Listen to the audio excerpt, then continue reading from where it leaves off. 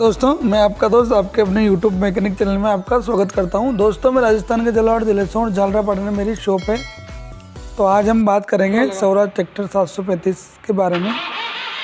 दोस्तों, इसका जो साउंड है वो सही नहीं आ रहा है। अभी हम आपको इसको स्टार्ट करके दिखाते हैं एक बार। इसके जो साउंड है वो बिल्कुल भी सही नहीं आ रहा है। ऐसा लग रहा है कि अंदर कोई चीज़ किसी के टच हो रही हो।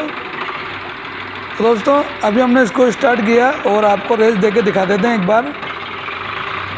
जैसे हम इसमें रेस देते हैं तो इसमें ऐसा लगता है कि कोई चीज़ अंदर टच हो रही हो।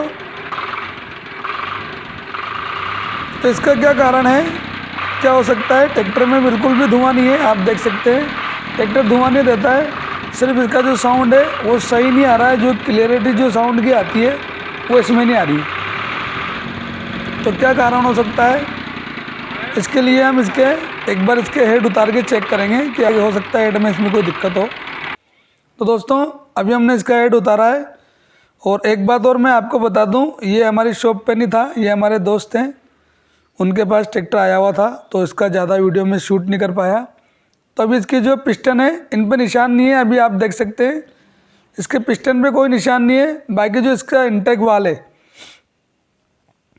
इस पर निशान आ रहा है और तीनों इंटेक वाल पे निशान आ रहा है। बाकी इसका जो एग्जॉस्ट वाल है उस पर बिल्कुल भी निशान नहीं है, सिर्फ इसके इंटेक वाल पे निशान है। तो ये सवाल आप लोगों के लिए है कि आखिर इंजन में क्या दिक्कत आई जो सिर्फ इंटेक वाल पे निशान आया है, बाकी एग्जॉस्ट पे कोई निशान नहीं है।